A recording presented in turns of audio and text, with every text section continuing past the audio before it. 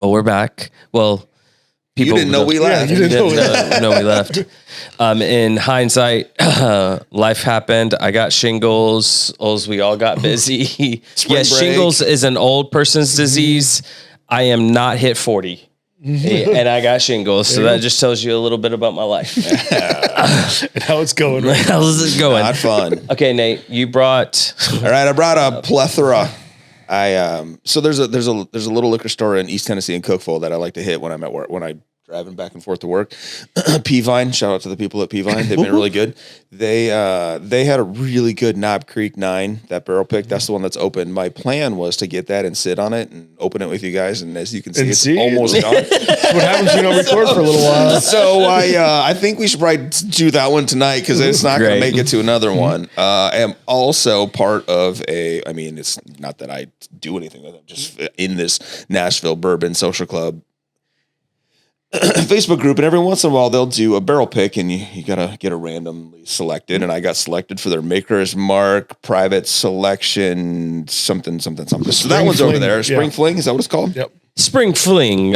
Stave profile is 3 baked American pure seared French curve of a 4. You're speaking gibberish.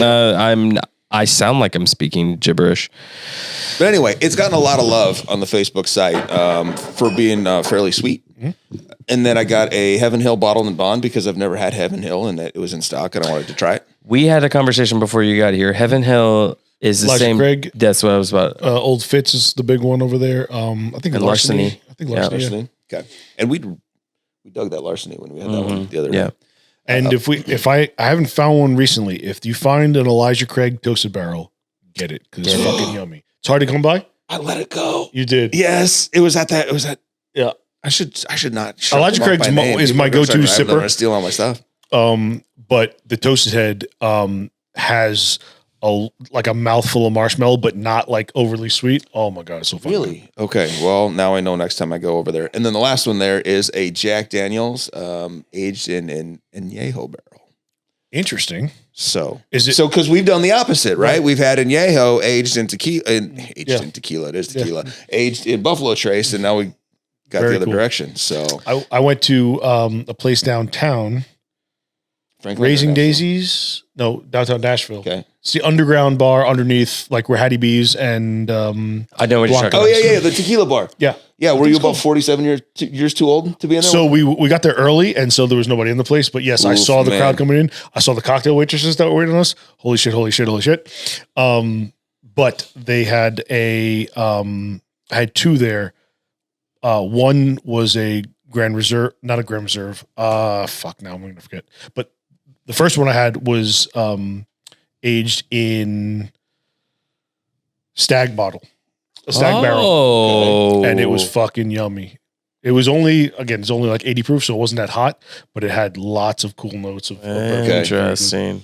We went there after a show one night. So we didn't get there till 11 or 12 o'clock at night. We walked in. I'm like, wow, I don't think anyone in here is 21. I'm so old. But we had reservations. We had a table. I wanted a drink. We got a drink, and then we dipped. I was like, I can't sit here anymore. These people are these people are the same age as my kids. I gotta go. Yeah, Kamala will be walking in there. I know, right? But it was it had a cool vibe downstairs. I liked it. Yeah, that was cool. So Knob Creek? I think Knob Creek. Yeah. Okay. While you poured that, I'm going to tell a bar story. I haven't been to a bar in a hot second. Like just been busy, but I went to a bar, Cherry Bombs in Nashville, and I've never been touched by more people in my life than at this bar. Like men, emotionally, or women, like no, just physically. Like I was just touched. It's just touched. No, but I was just like, I was with some. Cheers to be in touch. What's your love language? The physical touch. I was just fascinated. I was with a bunch of crew members, so like our producer, photographer, and DP, and I just walked back and I was like, holy, like by the time I've gone from the bar to here, I've been touched 4 times by 4 different individuals. All of a sudden I'm like, do I just give off those vibes? I guess I'm safe. I guess so. Feel good.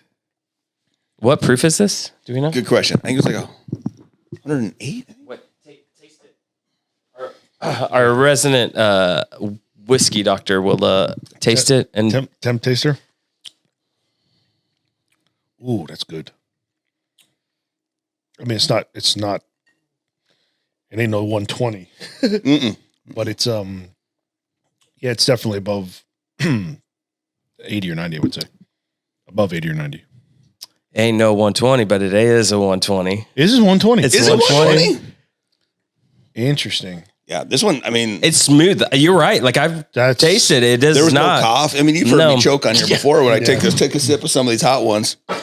No, this one is very, very tasty. Single barrel, 9 year. You said.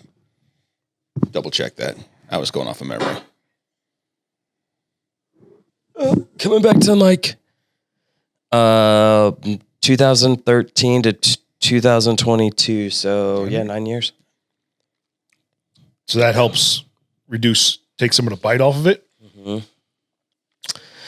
I like this a lot. So where did you say you got that? In Cookeville. In Cookeville. So in our, we've talked about this a lot. Where were you? Mm-hmm. January 17th, 2013. Quinn had been born. You would. Oh yeah. I thought you said you would have been born. I was we could have got it given. Now Quinn had been born. That the Thanksgiving just before that, I had surprised my ex with a trip to Napa. Ooh, that's not true. That would have been the year before that. We went to Chicago. That for Thanksgiving weekend just before that. But if that's in January, I was back home and working. But that's probably snowed in. Oh yeah, in the Chicago. My youngest would have been 7 months old, so I wouldn't have been doing shit. Yeah, working and getting up with him. Actually, he was actually a really good baby, so I probably wouldn't have been getting up with him a lot. Yeah, two, if not infants, toddlers. Yep. We were childless. We were trying. That's probably when we started making that would have been 2014. You were practicing. We were practicing. This would have been the year of Clovid. Is that funny? Clomid? Yeah. Clomid, yeah. God. Anybody that's on Clomid, my heart goes out to you. It's wild. You know that. Yeah. So I really like that one because it was a barrel pick. I found another not an airplane bottle. It was bigger. Like that next size up. What is it? 250 milliliters, 500 milliliters, like whatever. the Jack Daniels bottle? No, a little bit small. A little bit smaller than that. Like it might have been whatever. Back pocket? Doesn't matter. Yeah, smaller one. But same Knob Creek 9 single barrel, totally different flavor. Interesting. Totally different flavor. Because this was their barrel pick. Like they went on. They That's found the thing this with single barrel, man. You got to really know and like the people who are picking that out for you because yes, the master still likes it enough to make it a single barrel, but they're all over the place. It's not. You pick up a bottle of Knob Creek off the shelf, it's going to taste the same thing all the time. Yeah, because they're blending them all. But. So these single barrels, yes, they're more expensive. Yes, they're more exclusive, but you may hate it. Like even if it's one of your go-tos, you may hate it. It's just a different profile. This was only $10 more as a barrel pick, and I dig the guy who picked this. I dig his taste. They had 5 barrel picks in there of different ones that they had gotten in at the same time, and then they were sampling them all up front. I like this, but for me, it's really hard because when you go get a sample, they never have an ice cube for you, or they never have a little water up there, so you're taking it full hot. And I was like, okay, I think if I cut this, I'm gonna really like it. Oh, you want to try this one? Try this or the fourth one? We're like, yeah, give me that one. Whatever the fuck that is, I want. Done. Now I got to drive to work. Yeah, I got a couple bottles recently at the place in Cool Springs. The Indian guy right by Great Wall. So right before, as you're going into Spring Hill on the right, before Kroger. Yeah. Right. Yeah. I forget what it's called Spring Hill Wine and Spirits or something like that. That's what I'm talking about. And I picked one up for us to crack. I almost cracked it on Easter, decided against it. You know how I'm not a rye fan. Okay. It's called Rye 3. And it is finished in Madeira barrels, cognac barrels, and Naranja barrels. They were just like... Yeah.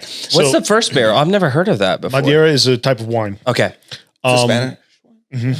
And so I don't like rye because it's too spicy usually, but mellowed in those kind of sweeter barrels, I think I'm going to like. So I think we're going to like. Okay. You also found a rye that you liked, just recently. Yes, I did. But High West. The High West double rye, aged in a port barrel. That one was almost dangerously. Not all. It was dangerous. Dude, High West is up there on our list. I would say that I was telling Nate, I got a new port bottle and Chardonnay bottle because I'm like, I just want to have it because it's like my favorite. I would say we've had some good picks in 2024, at least High West, Larson. I've been like, that Larceny was like delicious. Really, I need to try the off the shelf Larceny because I realized that what we had is different from that. You would say it'll be meh. That Larceny was like, I don't want a barrel pick. It was it's like a run. So like they do A runs, B runs, and C runs if I'm nerdy enough to follow the whiskey train. And this was the 2024 A run. So B should be coming out probably beginning of the summer. Okay. That's what my gut says. So it has been a while for us to chat through. Yep. Big event happening tomorrow. I want y'all. You letting the kids?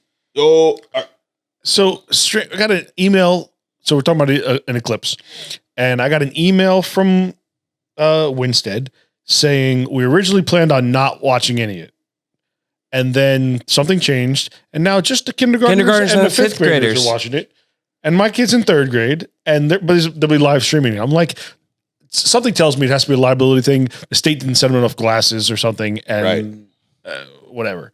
I would love to. I remember when it happened the last time. Yeah.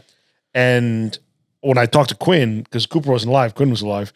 Or no, maybe not. It was 2017. He would have been little. Yeah, little. They were both in daycare, I think, at the time. He doesn't remember too keen.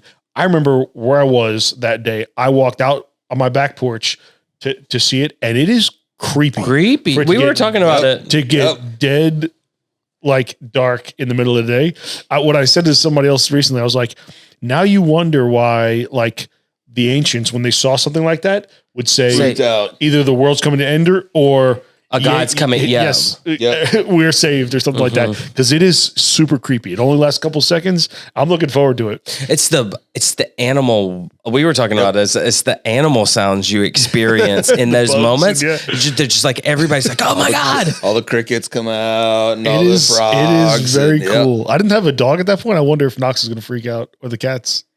We had a dog, but I remember because I was working at a church down there and 200 people went to a soccer field. And so we all got to experience it together. I was not with any of my animals. So it'd be interesting. You're at a pharmacy, so you're going to be. I'm going to walk outside. My office is a window. I'm just going to go out there and stare at the sun with my glasses. Yell really loud to freak people out. My middle child was working on his teacher all week to try to take them outside to look at it. And finally, she's like, "You're getting annoying. No, we're not doing it. We're not going to do it." Okay, and then he emailed my wife like immediately. He's like, "Mom, can I skip school Monday?" And then like laid out his whole thing. I'm like, "Yeah, of course." Because when are you going to see it again? I'm in my 40s. This is only my second one. Stop with trying to regulate shit. I understand there's a cover your ass bit, but you teach our kids don't look at the sun. I mean, that holds, even if there's something in front of it for 3 seconds, like don't look at the sun. That's something, that's just a thing of nature. Let them enjoy it. Use it as a teaching moment. Tell them what's going on. Tell them what the path looks like. Like use it.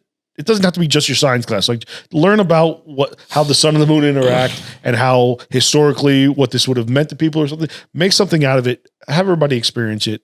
Forget about read a story about the Aztecs throwing someone off a cliff. Yeah. They were sacrificing to God or whatever it was that did. Yeah. Well, based off of go ahead. Sorry. I was saying I had to talk with Quinn the other day. I was like, because he was talking about it, and he said there was something. He was looking up a YouTube short, and it went through like some Aztec rituals, and I was like, he was like, Dad, damn.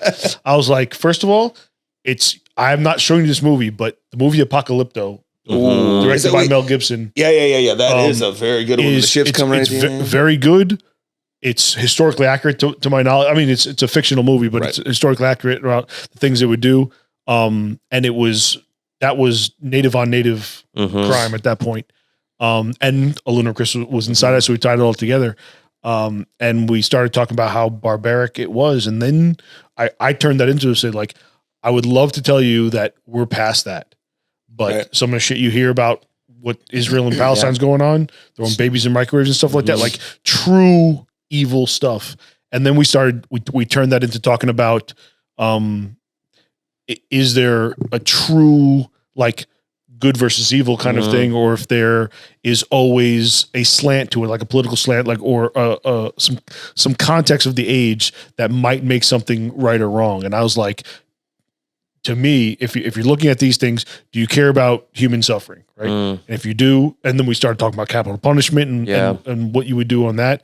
And then you start talking about the political aspects of that. Yeah. So you don't want to kill somebody if you be capital punishment, but if you sentence them to life in prison to get them off the street, which is a good thing, now the taxpayers have to pay for that. So is that right too? And so we went down a couple different avenues, and it was a cool, like I said, I love playing a little devil's advocate with him. Did he stay engaged with that? Oh, absolutely.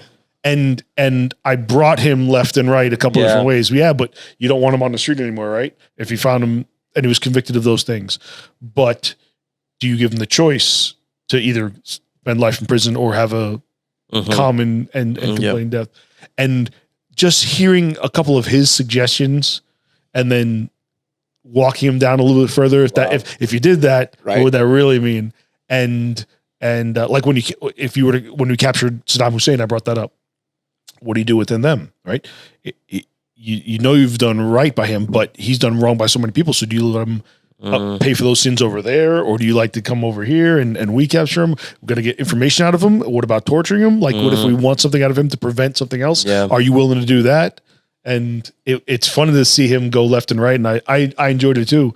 And but it all started with him, a YouTube short on something with the Aztecs. I love that. Went all the way down. It's fascinating to hear you talk about that, because I mean, even I was going to play, or almost bring up as a joke, but the TikTok religion, in the sense of like, oh, tomorrow's eclipse is going to bring the new Madrid fault line, and Tennessee is going to become oceanfront property because there's a U.S. Navy map out there, and I'm like, Yellowstone's going to blow up. Yeah. And it's just fascinating to hear. Just think about it this way: whatever cockamamie shit you can come up with, people in the past have come up with worse and believed it, and had cults around it, and had like movements of people saying this is fucking going to happen. What? It reminds me of. Did you guys watch Parks and Rec? No, but I didn't watch that one. Okay, no. There is this lizard religion called Zod, and this prophet keeps choosing it, and the Parks and Rec company is like, all right, like just do whatever. And every time he's wrong, but it's just so fascinating to hear people talk about. I mean, there's a lot of coincidences, blah, blah, blah, but like, it's just fascinating to hear, because everybody's talking about the what is it? The collider. The Hadron Collider. CERN. Yeah, CERN's firing back up on Monday. I forgot about that. CERN is firing up. CERN fires up on Monday, and NASA's launching 3 or 4 rockets. 4 rockets. To see like something about the atmospheric turbulence, how it changes when the temperature changes. And so everybody's like experimenting tomorrow. And the rockets are called like the serpent rockets or something like that. Yeah. Yeah, don't get me into CERN. I actually got one of the guys that worked for me forwarded me an article. The P5 project just put out their most recent thing. P5 is basically the particle physics. It's 5 Ps. That's why they call it the P5. But it's basically they put out their agenda and budget for the next 10 to 20 years in particle physics. And they do this every kind of decade to say, what are we going to work on for this generation of things? And this year they were notably more kind of humble about what we know and what we don't know. They were very, very budget conscious. Like they said, all right, we know we have to do this within these restraints. We want to sanction these 10 huge projects that will all have sub projects that will have funding for this, and this. and some with energy implications, some with just straight science implications. And it was there was an article I read about it that was super hopeful. And then I clicked in and actually started reading the actual P5 report. And at a very high level, I'm not recommending anybody should actually read this. You're a doctor in physics. Yeah, I nerded out on it for a little while, and it was very clear that these people got lots of input from lots of different sanctions, from government people, from people who are just straight up taxpayers, as well as every lab you can think of, and there's some cool stuff coming. That's kind of wild. Did you watch The Three Body Problem?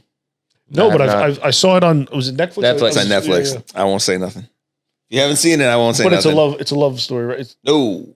Is it about?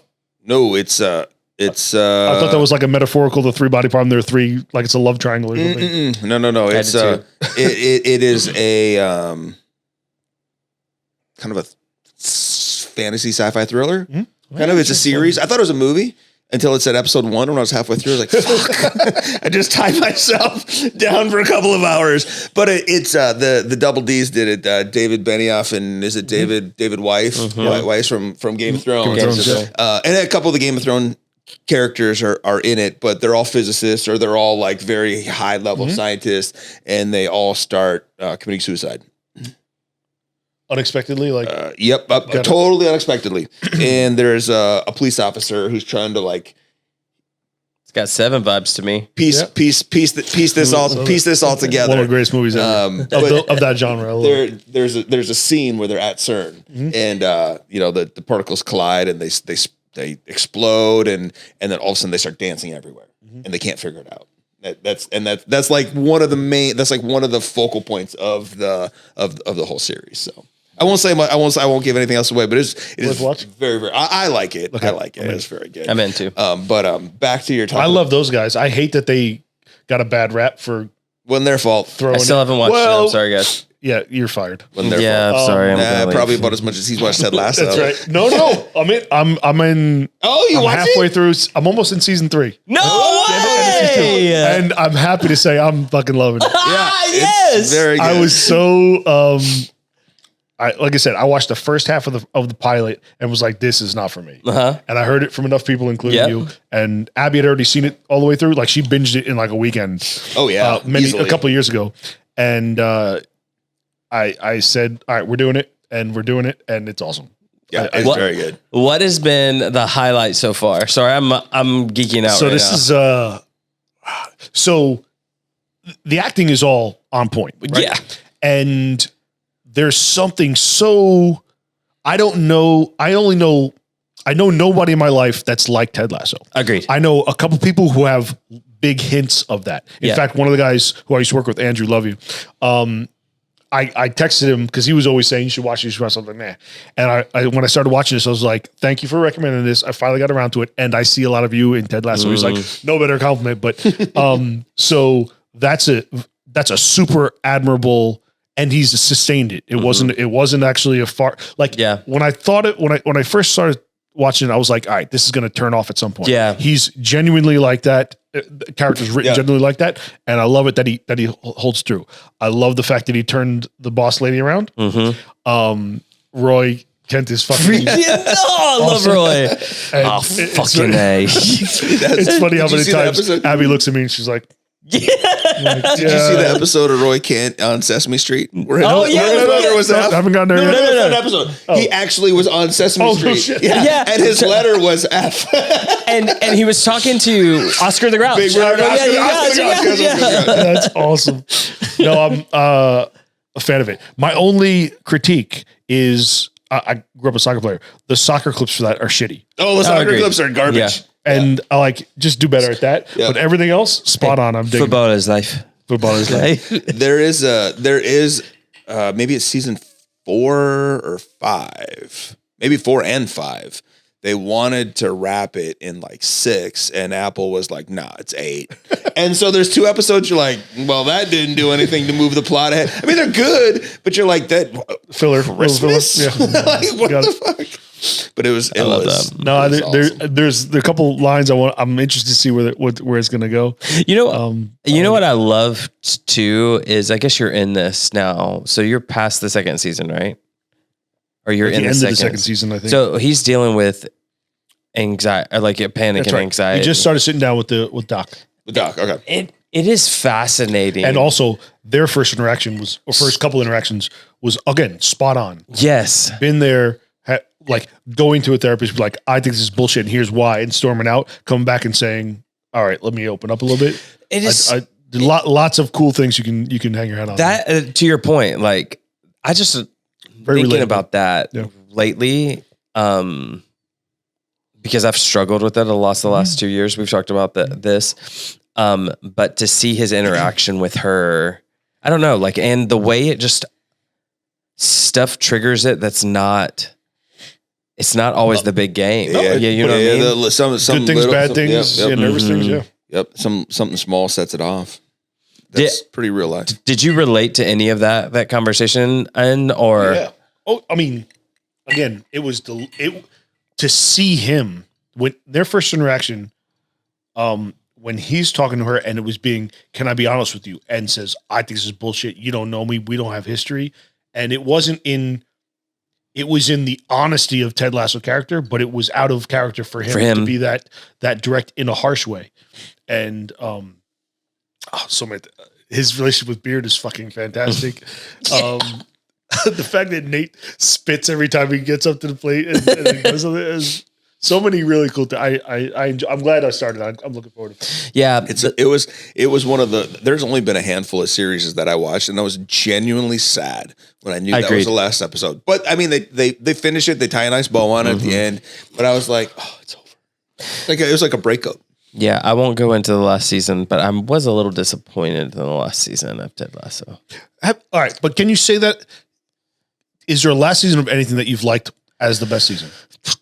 Game of Thrones, you can't say that. No. Well, I can't say that. We know why. In general. I never watched The Sopranos all the way through. I know some people who say The Sopranos. Lost, you can't say that.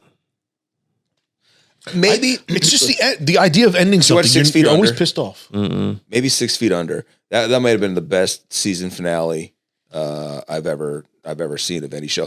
The last season, whatever, but that season finale, what they kind of ended it, and then they took every character and sped through their life till they died. All the way, they got married, he died. They took every character and it was like a flash through to their death. I think that's just a hard thing in art to have. I mean, it's the old thing. Like, if you could know the date of your death, would you want to? And most people would say, "Oh yeah, I totally do." And then you think about, no, I don't. No, I'm good. Because when you know the end is near, wrapping that up in a way that you know is going to please most of the people is. I would say. Well, you're also talking to someone who does art, so I'm interested. Well, I'm fascinated. Tell us. No, what's interesting is to hear you say that, but let's just take a movie, for example, like that has a beginning and end, and like, but it's a different psychology because it's a different investment. It's not the same level of character development. But the way I would here's the thing that I would say is the Dark Knight series is like, may not be your traditional episodic, but the way a Nolan finished that series, like I buy that. Like they were 2.5 hours. So it's like, yes, it's not like 6 seasons, but I would say when it comes to like wrapping up a storyline and taking you through different notes, I think the Dark Knight series would be like top of the line. I would say, I think sitcoms have an easier time than dramas. Like I think Big Bang Theory, like I know this, I think the last season of Big Bang Theory, like he won a Nobel Peace Prize. The way they ended it, like brought tears to your eyes. You're like, okay, but there was no returning storyline. Like to your point, like there wasn't like a mystery around the storyline. Yeah, they had to go prequel for that. They had to go young Sheldon. Yeah. There was no, like, it was pure enjoy. I would say it was probably the last vestiges of Andy Griffith kind of like just enjoyment in watching something like a relational play. But when I think of dramas, I think I agree with you. Like, I don't know if there's any. I gotta ask Abby about Friends because she's watched Friends. This is one of those things. So I can't say I've watched every episode of Friends, but not from start to finish. So I couldn't tell you this was episode 10 or this was episode or season 10 or season 1. I mean, you can look at Jennifer Aniston's hair and figure it out, I guess, right? Friends ends pretty well. Like, doesn't end like you think it does, but does. So sitcom, I think. If we're going down that route, How I Met Your Mother, I don't think ended well. Like, that's also because of the time lapse in it. Wasn't that the whole point of the show, though? It was told in arrears. Yeah, but the way that I would say that the last season just fell flat. Oh, okay. And I might get crucified for that. Put it in the comments. Yeah, put it in the comments. All 20 of you. I'm just 45. That's right. We have 45 subscribers. We'll get there, don't worry. We will. I'm trying to think of episodes out. Yeah, it's my fault. I feel guilt. When I'm trying to think of dramas, I agree with you. I don't know if I'm trying to go through the list of dramas. I know that there are some dramas that Breaking Bad. I couldn't get. Movie coming out. I heard. Also, Peaky Blinders movie coming out. Peaky Blinders, great fucking show. Interesting. Peaky Blinders ended on a cliffhanger, and then it was done. So is that good or bad? Again, that last season was the really hard great. Part, the hard part. So we need to put a layer into this right now because it is the way it's TV's working right now. You don't know if they're going to be approved for the next season or whatever. Right. So they have to do it at some point and leave some options open. Yeah, true. So that's true. But the ones like Game of Thrones where this is it. We announced this is it. The books are done. This is it. That's where that kind of dramatic irony where there's a finish line and you're not sure how to get you there. I also think that I know this might be controversial, but I think we're in a new age of series. Like in the way people tell stories, the way people consume stories, how people get funding, just like with the conversation you were having with P5, yep. Like, I think, just being candid, I think there's a lot of industry that just milk every last,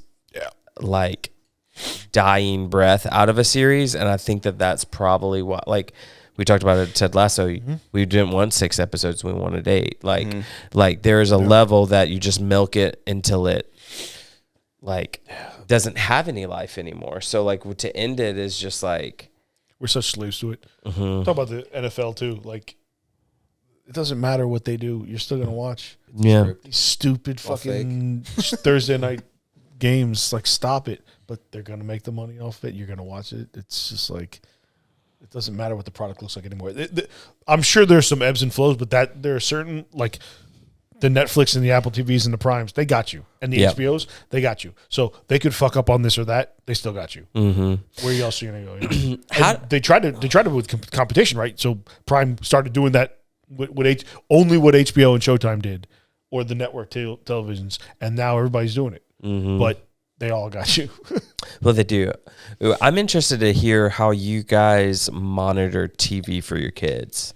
Because there are parts of shows, like a great example, my kids really want to watch Godzilla right now. Like Logan, there's a couple kids in the neighborhood that watch Godzilla, but I have trauma. Is there a new version of Godzilla? Yeah, Godzilla and Godzilla versus Kong, or Kong and Godzilla are teaming up. You're talking about movies. Yeah. Movies. I don't know if it's not a TV series, but I think it's subtitles. No, black and white. That was awesome.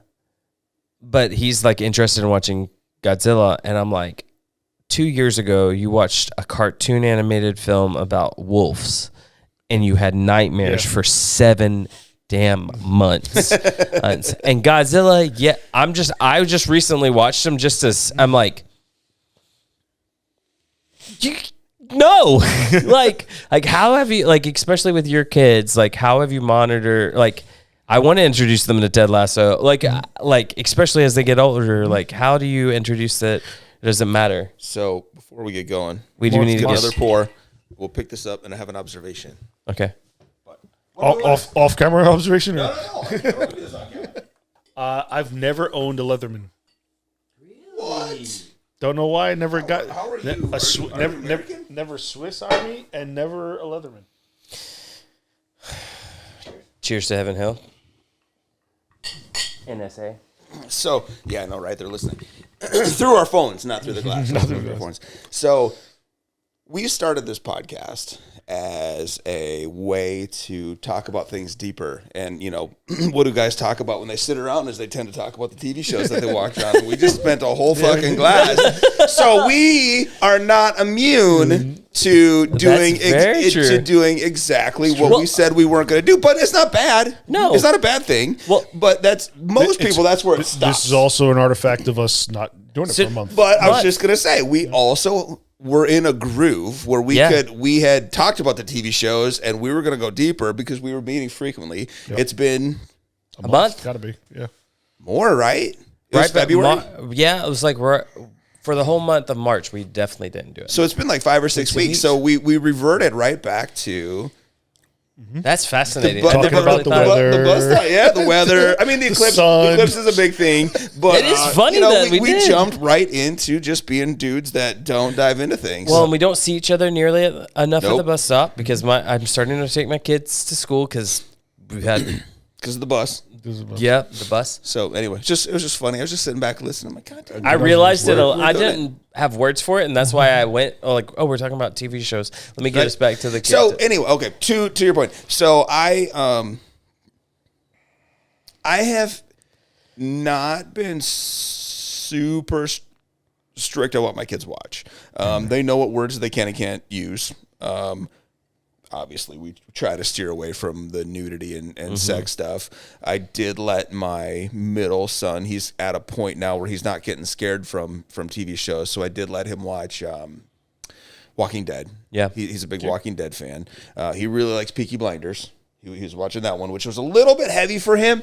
It kind of lost. He also lost. The British vernacular is just. Yeah, he lost interest. I knew he would kind of wash out on that naturally because it's a little bit up here and he's not there yet.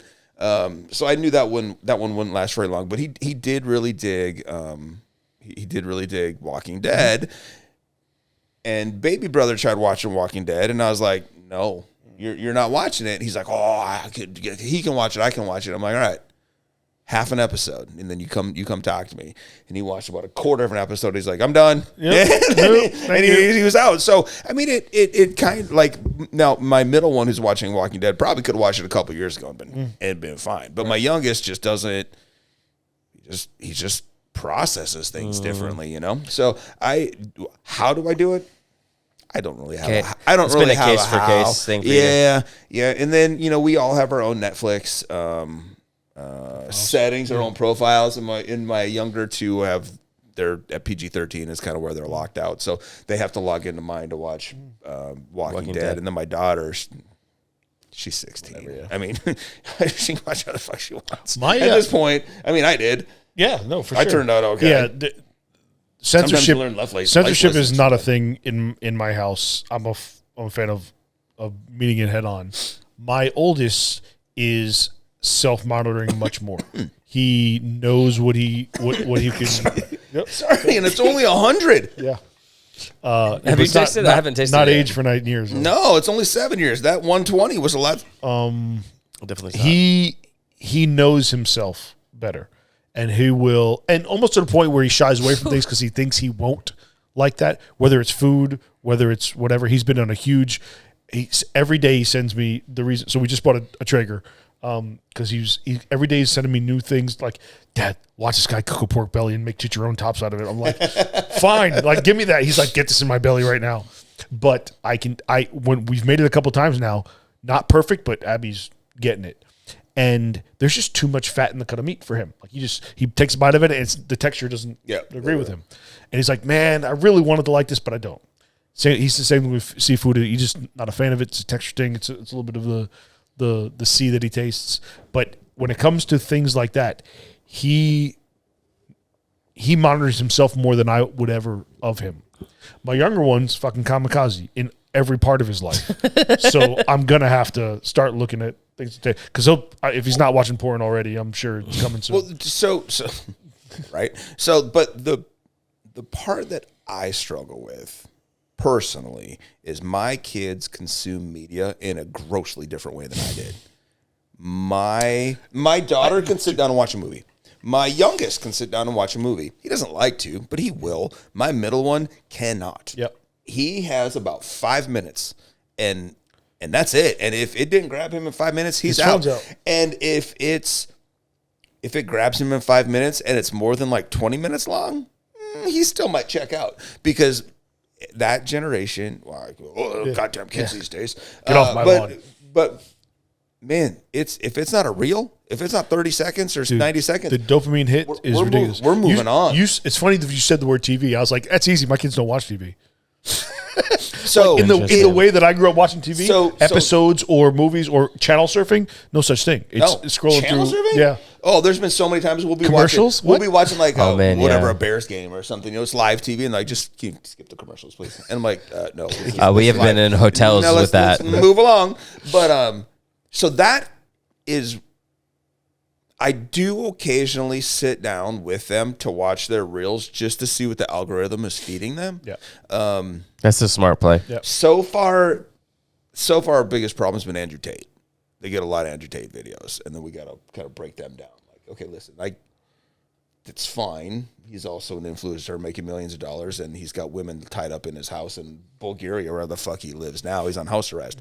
But, like, you don't need to work. Like, my middle one is very driven, and he thinks he needs to work out like these professional athletes. I'm like, you're growing. They're done. They're grown men. They're done. You do not need 6 workouts a day and only eating 1,000 calories. You need 10,000 calories, and you need to rest because you still need to grow.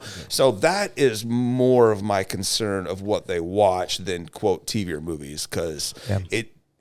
You know, we gotta look through the algorithm and stuff. Yeah, it's something that's gonna truly. The word influencer is such a glamorous thing right now, but they're influencing our children. That's not necessarily a big very thing. much so, right? Very much so. So it's I am very prone to.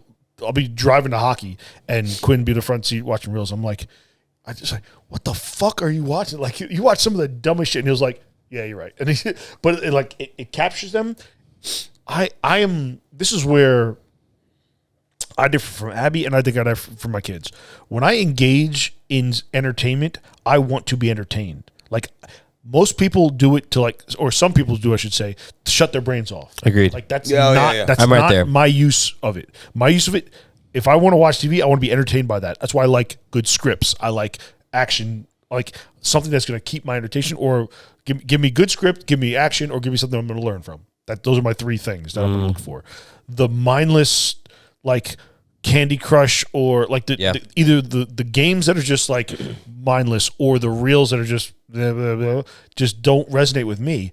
But everybody else in my life said, Dad, I just want to like shut my brain off right now. Or Abby says the same thing. I'm like, I can't relate to that. So part of me wants to rebel against that and just say, stop watching stupid shit all the time. Like, no more stupid shit at all. I relate. But you can't do that either. Yeah, I probably relate to your family more, but it's probably because my head can't turn off certain aspects of my head. Like, so when I see a movie, like everybody will tell me, like even Game of Thrones. Let's talk about Game of Thrones because I haven't watched it. I've read the books, and so I know that the emotional journey I'm gonna. I like it. I've never had it, so I figure. But I've heard a lot about it, so I figure I grab it. Sorry, good. No, you're good. It definitely is. With water, like the ice cube, it feels a little lighter than the 100. Now it's not the first thing. Now that I'm, 10% of my ice cube's gone. The emotional like baggage I would have to mentally carry, not baggage is the wrong word, but the separation from book to reality, then thinking about, well, why did the scriptwriter take those? Like, it's just like my head goes into work mode. Mm-hmm. And so I find myself gravitating towards reels and mind-numbing stuff. And you guys are going to laugh at me. I'm a big fan of Tournament of Champions, like the Food Network TVs, because I'm like, I enjoy cooking. And so I like, the salt, like there's the learning aspect is triggered, but like the entertainment is like, it's entertaining because there's a story, like, and there's shit that they do on that show that I'm like, you have a budget and you're shooting with a DSLR. Like, come on, let's bring this up to the 2000. but I find myself less thinking about how to achieve a look of the show when I'm watching a show like that. So like that, it's different for me on that front. But like, I can't imagine that's my kids' reasons for liking correct, that shit. 100%. Yeah, he's writing that script in his head, But again, I want directing to. it. I hope my kids don't turn out like me, just like me. I want them to have the best of me and not the worst of me, and the same thing for the other people in their lives. And so that's why I can't just ban stupid shit because I think it's stupid. But there's a daily struggle of me saying, all right, you've had enough stupid shit for today. Or maybe instead of saying it like that, be like, hey, send them a link of something that I think is interesting, that I think they think will be interesting, and that'll get them down a different rabbit hole. Eventually, all rabbit holes lead to stupid shit. But if I can change the top level of those, maybe it'll sort of hone the algorithm to something that's. Have you guys controlled any output of devices, meaning like when they can and cannot use it? Because I'm mentally Downtime, like I'm mentally trying to figure this out personally with our kids. Because when I speaking of which, I just got a downtime request or a minute ago from Quinn. Oh, that's funny. At 8:30. We had for a while we had pretty strict limits on you can only use it from here to here. We've gotten a lot lax, but 8:30 is kind of when we cut off because like, all right, we're getting into let's go to bed mode, and you're not going to sit there and scroll until 2 a.m. because you would. Shit, I would. Yeah, right. You got to turn it off. We have to create self-discipline inside our kids. Yeah, because. But otherwise, no. The only other thing that is really fucking annoying is all 3 of my kids have AirPods. Name brand, proper AirPods. You think they use them? No! I got to listen to the goddamn reels. Turn it off. I don't want to listen to that again. Yeah. Nope. Yeah, I'm just... But you don't want the... I struggle with that too because... I kind of want to know what they're listening to. So there's 3 things. I don't want to hear it all. I don't want them... I want to sort of understand what there's going on, and I don't want them to be zoned out in their own world. I want them to be aware to the outside world. If I go like this, I don't have to yell at them or punch them in the face to get their attention. Right. Well, I also, like, I hear you talk about how you can engage with your kids with questions and stuff. I am fearful with both of my kids. Like, we put, like, 30-minute, like, sprints is what we call them. Like, hey, you can play the Switch for 30 minutes or 45 minutes, and then we're going to go to a next activity. When we're on our game, we are not on our game 95% of the time. That's why it's called being on your game. Yeah. Most of the time, 30 minutes becomes an hour and 15, and we're like, shit, let's actively parent. Like, but like, great example. Last week, it's hard. Like, you got 2. So the 3 of us don't work a 9 to 5. No, we're just on. Yeah. Right. And your wife with her job, she's just on. Yeah. I'm guessing Abby is on. My wife, fortunately, is school hours, so she's a little bit better. But when you're always on, it's hard to tell your kids to be off. Yeah. Because they see you as always on. And that's such a true statement. And that's.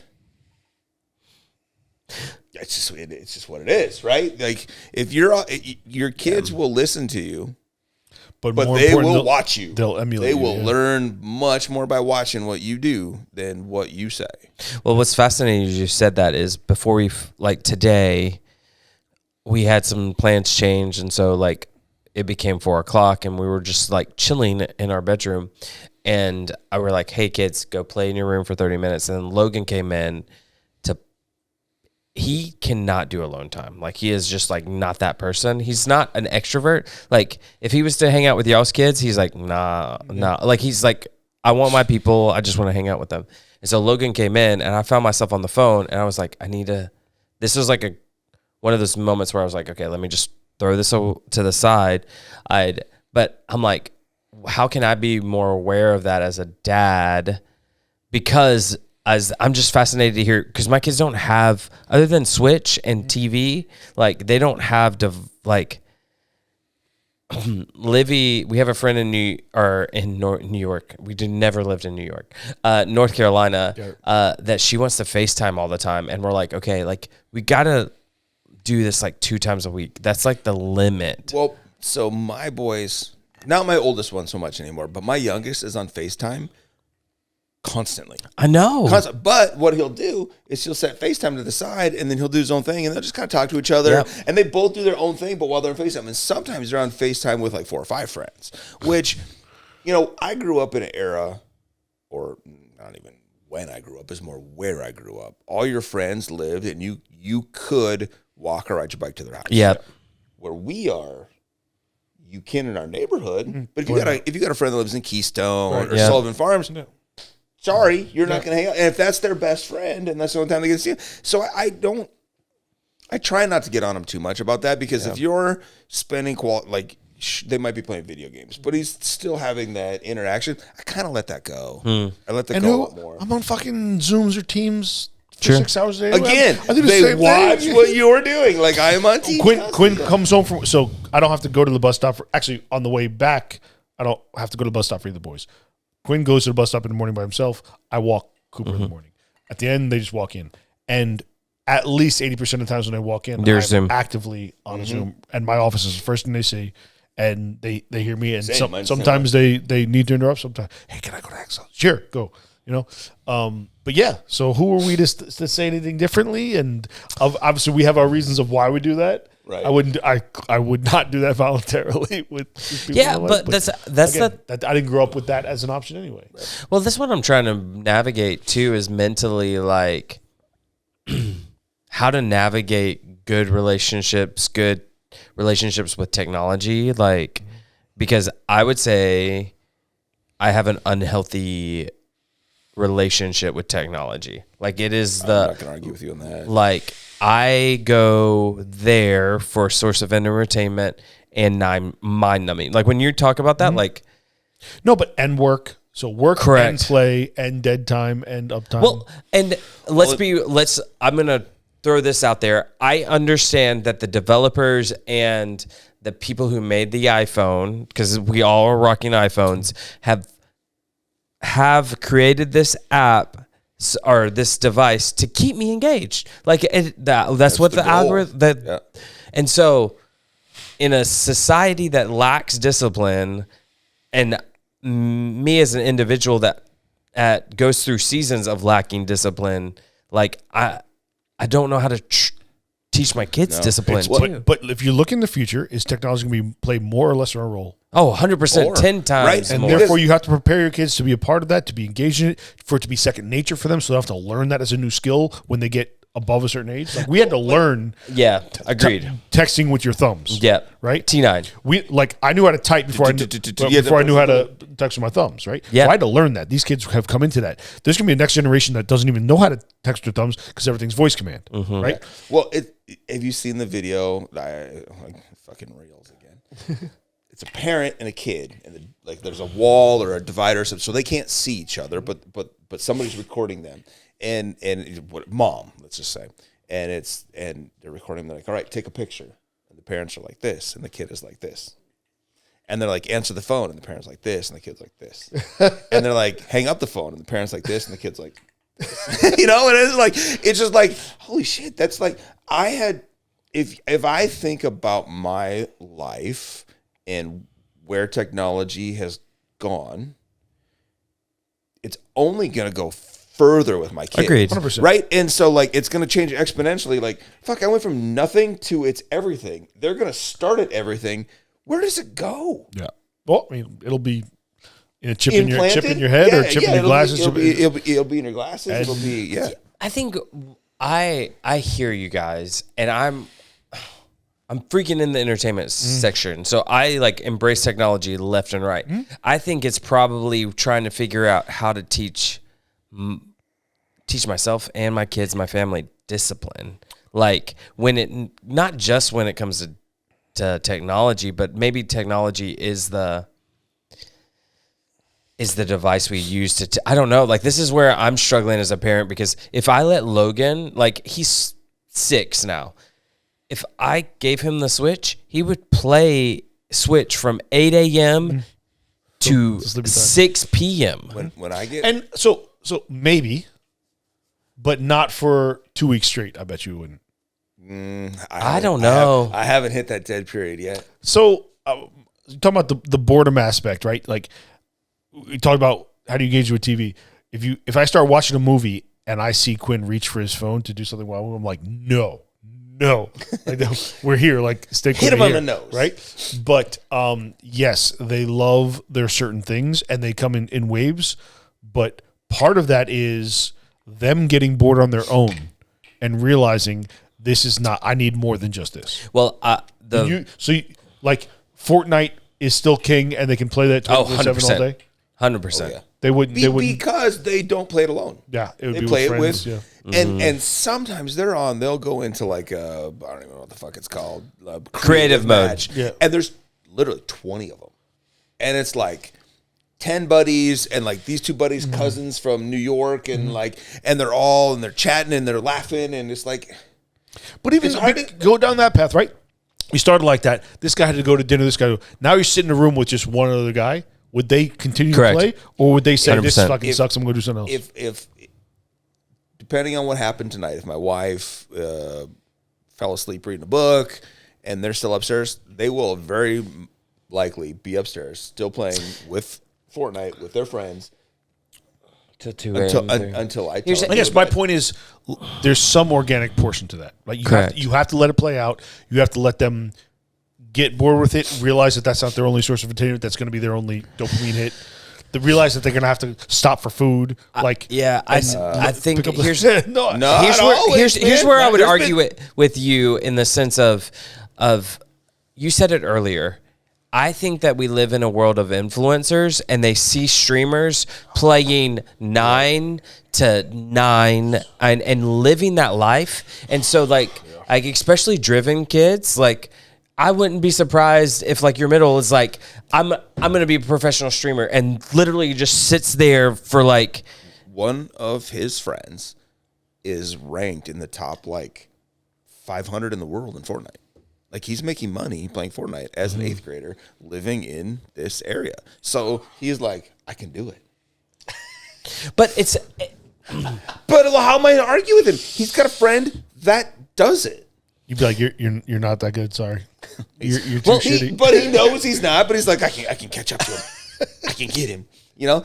But like he's got a gift. And the game is designed to be a dopamine hit for them over and over and that's over. everything they're gonna put their hands on. Agreed. Yeah, right. Agreed. Nothing else. Nothing would have got to market or stayed in market if it wasn't dopamine fucking factory. Yeah. Well, and that's where I'm saying I keep coming back to the word discipline, because I feel like that is like, sometimes you just gotta shut it off because you know it's not good for your health. Well, like, I have the ability to control the internet per device. Sure, correct. You haven't fed the dog yet tonight?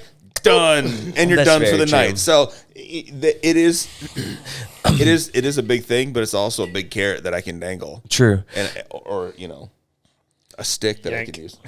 Well, and it's funny. I'm just interested to hear how you guys talk about, because or like experience it, because I have a 9-year-old who has experienced FaceTime the last few weeks because we're going to North Carolina for a birthday party, and she's like missing her friend from North Carolina. So like we're starting to get it.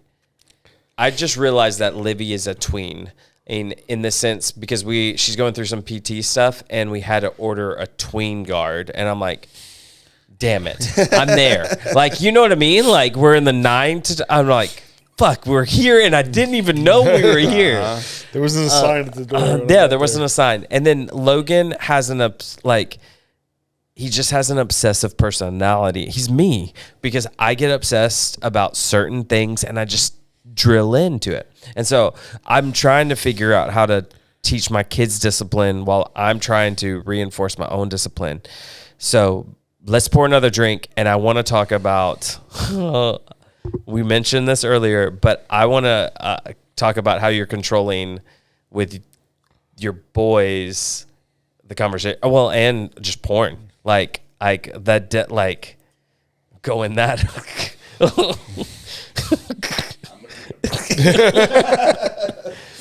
Before you go there, that's probably wise. One thing I would tell you: you're searching for discipline. I get that. The other thing is the search for variety. You, above all people, know how many really cool things there are to have that technology brings you. So just opening up the door to another thing of that. Even if it's true. Even if it's in the Switch, it's a cool game. Like Minecraft is a cool creative game, right? That if you never stumbled upon that, you did. Would be fine. Cheers. Right. Cheers.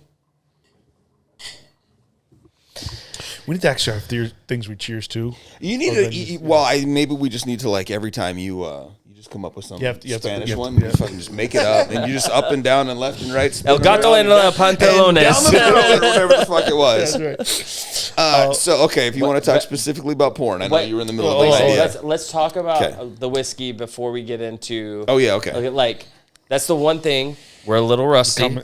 We went straight into we barely talked about Heaven Hill. It was a great pour. I was very and for the price it was like $59, which I mean, okay, granted it's not cheap, but that's not crazy. Kind of pretty middle of the road. All I smell with this one is oak. I definitely agree with you on that. I also have What is the maker sitting at? 110 proof. It's the hottest. It's the hottest thing I've tasted today.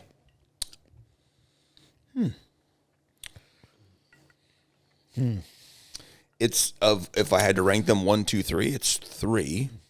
But I think that's because the other two were pretty high ones and twos. Yeah. Well, and we've talked about this too. I feel, and this might be just my overgeneralization with makers, I think makers gets better after you open it. Like after it's like gotten some air in it and stuff. But when I said to you, you know more than anyone else that the internet has some cool things to offer. I've recently, every night, Quinn and I do the New York Times puzzles. We do the Wordle, the connections, the mini crossword, I love that. and we do the spelling bee. And it's part of, like, I put Cooper to bed first, and I go into Quinn's bed. He's got it all ready for me, and we spend 15 minutes before bed doing that. So I guess what I'm saying is we know that technology is the future. We know that technology will enhance our lives. Use that knowledge to help guide them to something more productive and less stupid. That's a great. That doesn't mean you should spend 24 hours on your device looking for those things. You have to engage in people things like this that we've turned into an online thing. So thanks for ruining that for me. Yep. Sorry. No, but yes, I would lean in a little bit and say, okay, you want to be on your phone? Let's do something productive together on your phone, whatever that could be. Yeah. Or Switch, whatever. Well, we have also made that's a good parlay into porn, by the way. Something productive on your device. Well, going into the porn side, we have told our family, or like our kids, that currently, now this might change next year, but we're gonna wait to get them a phone to a certain point. Like, but we've talked about this, like the dynamic and the life we live in. Like, as soon as we start getting into major sports, and like, I think that might shift. Must do. Yeah. So we'll just jump into it. Mm-hmm. So we've talked about this, not porn specifically before, but we've talked about how our kids grew up with phones and filters and seeing people in real life and being like, whoa, that's not real life. And that's kind of so knocking on wood. Knock on wood. Haven't had to have a deep discussion about it yet because we're not quite there. But we've talked about it kind of in the periphery. My older one knows it's around. Okay, probably shouldn't just exclude my oldest just because she's a girl. True. Right? So, whatever. The sex talk, that we've had that. But my middle one has observed it because on the bus or a friend or whatever, and I've always tried to approach it more of along the lines of, it's there, you're gonna see it, it's not real, that's not what it's really like. It's just like another filter. So don't get advice from it, or don't, because it can definitely take over, and like there's this younger generation coming up that it's a real problem, right? Mm-hmm. Like that we grew up in the era of the centerfold Playboys, and you had to steal them from an uncle or whatever, from you to whatever. So it wasn't right at our fingertips, and I guess for me never really been a thing, right? It was because it was so hard to get. Yeah. I grew up in the middle of nowhere. So, but now that it's at their fingertips, it's just something that we've kind of tried to more. I don't want to put like a bunch of shame on it, like, oh, right? Because I can't in good conscience. There was a long part of my life where it was a big part of my life. where you and not in a healthy way. Yeah, I agree. But it was available. It absolutely did the job. Talking about dopamine, that before social media, that was my dopamine hit. Yeah. And I needed it, and I became dependent on it to some degree. And whether or not it took away from my actual physical intimacy is that'd be a therapy session, and you can go either way on that, right? But it certainly was there, available, and a part of the daily routine. Yeah. So the one thing that we have been over the last month, we've been really dealing. This one's kind of scared me a little bit with my boys is sports betting. Interesting. There is apps out there for kids to bet on live sports, parlays, plus minus, over under With fake money? With fake money. Just teach them how to do it. Which God, what an amazing business decision. We don't need your business. We don't need your the $5 you have in the piggy bank right now. So we're gonna groom you so that when you get of age, we're taking all your like you get hooked fucking on porn, animals, man. Whatever you can come off it in therapy, and it may ruin your relationships. Like you get hooked on gambling, man. You're gonna live in my goddamn house.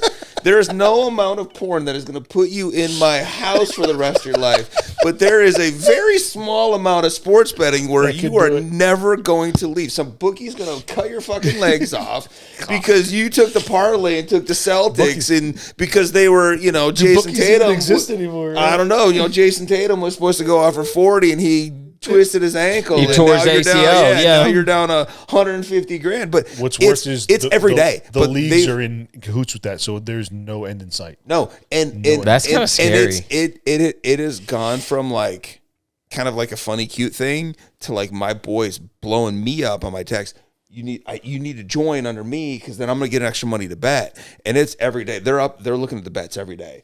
And that's kind of scary. It's got to the point where my wife and I are like, I think we need to delete this app. Because they're like, oh, it's not going to come to my real money. I'm like, because you don't have any real money right now.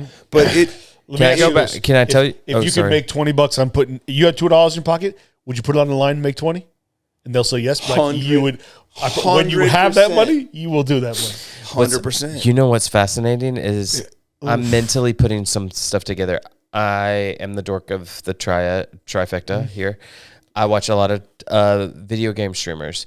All the streamers are talking about parlays and betting, and I guarantee you that that's where it's got introduced. Yep. I don't remember the name of this particular one, but they're God, and I don't genius know, and evil in the same time. Correct. To really court kids like that. Oh man, and I don't know. So maybe it's just because my boys are big NBA fans, huge NBA fans.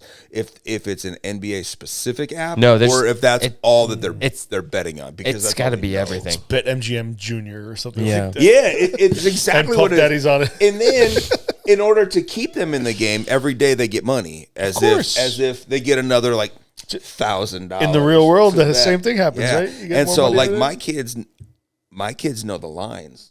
Now, what I don't know is because they win almost every day. They're up almost every day. So I'm guessing this game is geared to feed that dopamine later. Even worse. So that they almost never lose.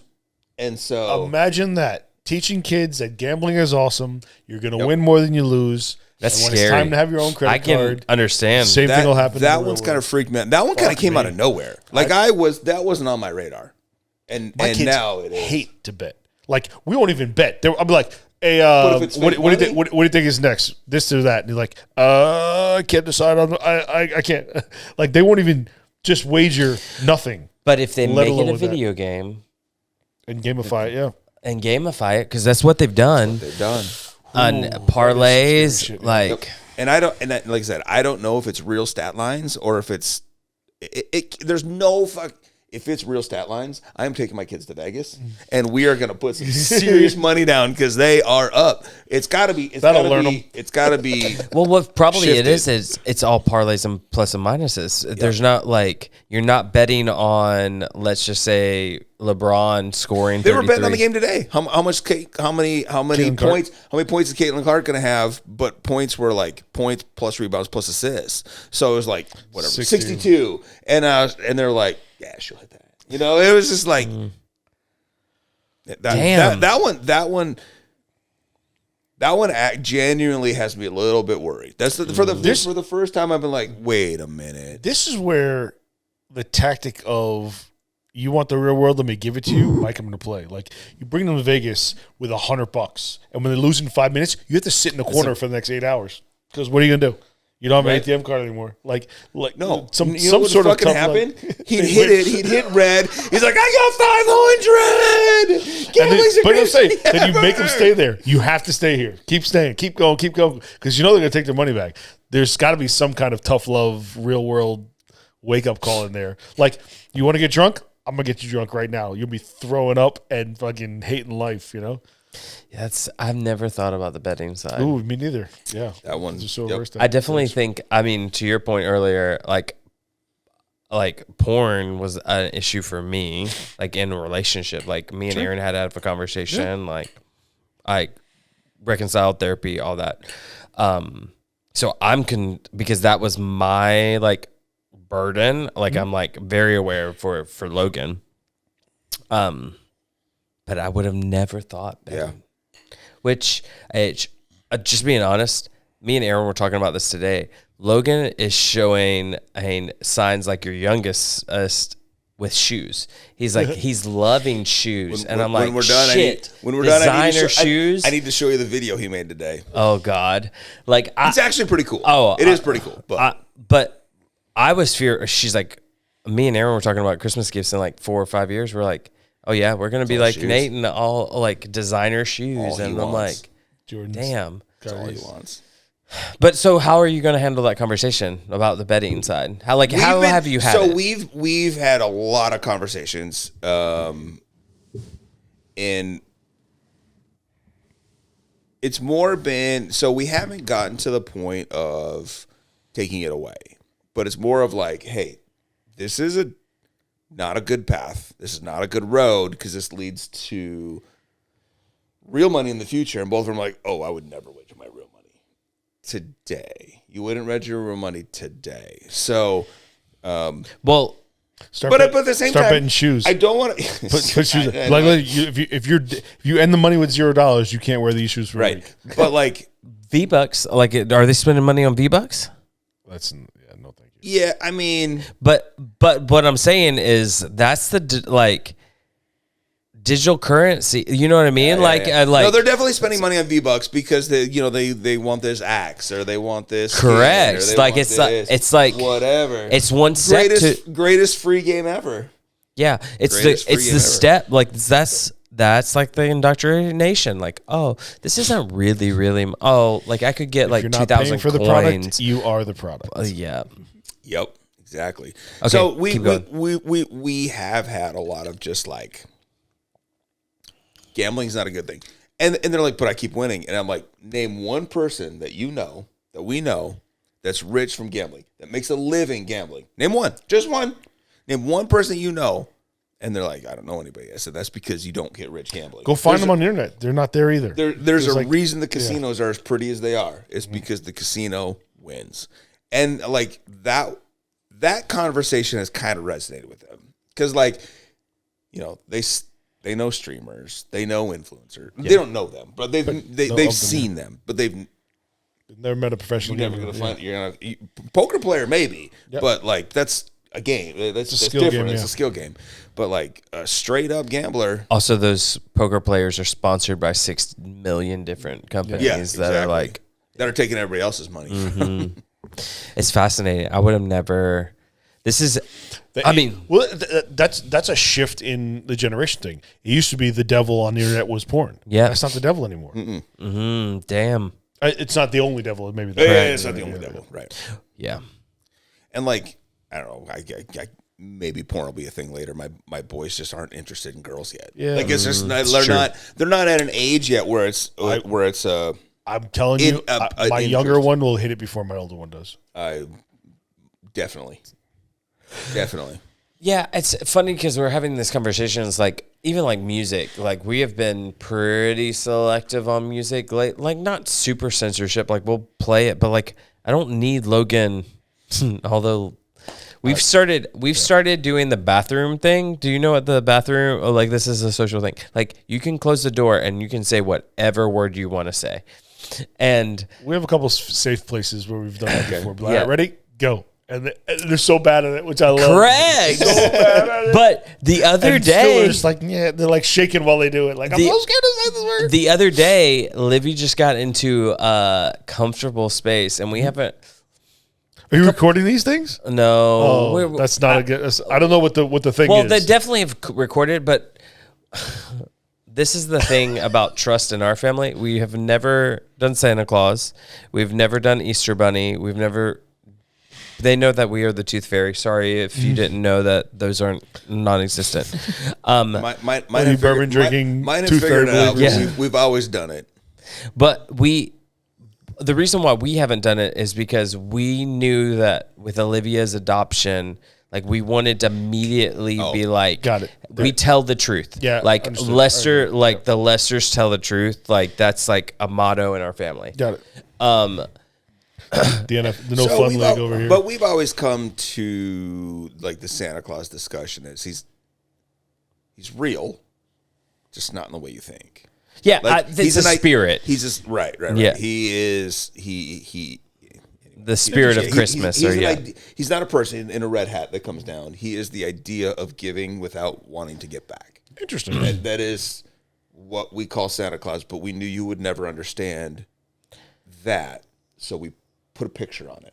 The way we've tackled that is it's less about you getting gifts and everybody, like Logan buys a gift for Livy, Logan buys a gift for mommy, Logan buys a gift for daddy. And like, it's about the experience of us giving to the people that we love.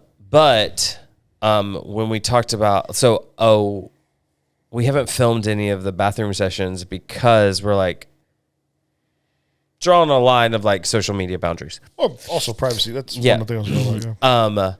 Livy has been notoriously bad at it, but we had a conversation probably 6 months ago of what bad words are, or what cuss words are, because she was saying shoot and hell and like I'm like, nah, it's shit, it's fuck, it's damn. Let me tell you what they are. Like let me like.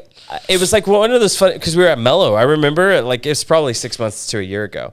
And so the other day she's like, I'm gonna go in the bathroom, and Logan's like, crap, booty, penis. I'm like, penis is not a bad word. It's just a potty word, like in the sense of like you. Yeah. Oh God, we haven't talked about this. There's a story. I'm gonna get crucified for it, but it's fine. But Livy starts yelling, shit, shit, shit, shit, like in the bathroom, and we're like, you go, girl. And we're like, all right, we've hit that stage. Like she came in, and I was like, did you just say shit? And she's like, yeah. And I was like, all right. And she's like, I was like, do you say that at school? And then she's like, or do you say that word? And she's like, nah, I had a bunch of kids at the school do. And I'm like, okay, cool. Mm-hmm. Like, because cursing, I mean, when I was a kid was like, what the, and then it's be like, what the fuck did you say? Yeah, correct. And so we want to, like, it's a dopamine hit. We watched a documentary on Netflix, like everybody else. Like, we understand cussing helps. But I don't know where we were going with this tangent. And, so what happens on your third pour? Pour. When we talk about porn, when we talk about these other things, I never thought that I'd have to have a conversation with my 5-year-old about showing his penis to other people. Oh, yeah, we would have not had that one yet, but I could see where. Fuck! I grew up with kids like that. Like, look. Well, again, my youngest, not my oldest. My youngest. So Logan's 6, and he'll probably watch this podcast when he's 20 because what will happen? No, it'll come up on his feed. People you may know. And he'll be like, that's my dad. Logan, and I can see how it happens because he's a goofy kid. Like when he gets around his people, he gets like this spastic energy. And that's funny. And it's funny. And so someone challenged him, or he just like, whoop, whoop. Oh, and I'm like, first of all, don't share your nub with everybody in the world. But we got a text message from a mom in the neighborhood and be like, hey, just so you know, Logan was showing his penis to everybody. It's not the first penis we've seen at our house. But phallic. We like what's fascinating is I wanted to be like, I'm like, what the hell, dude? Oh, like, and Aaron is the calm head in our family. Talked to Logan like, hey, dude, like, there's a reason why we call that the private parts. Like, that is like, you don't just sling that out. There are safe space, but be modest. Yeah. And so that's the stuff that you're dealing with bedding. I'm dealing with penis showing. Have you had to deal with any of that? So, and I hate saying apparently because that means I'm out of tune for what actually happened firsthand. But apparently, Cooper it's most of the people who know him have seen his penis. Well, I put it this way: most people who have slept over my house, have seen his penis. And when you start talking about it, he gets this fucking weird grin on his face. It's like, listen, dude, like, again, I hate these terms, but I have an introvert as a kid and I have an extrovert as a kid, two polar opposites. And I don't like putting labels on them, but just for sake of what we're talking about here. And on one side, it will not be a problem. It'll never be a problem. On the other side, it'll be that problem on that side. But I don't want to beat those things out of them, right?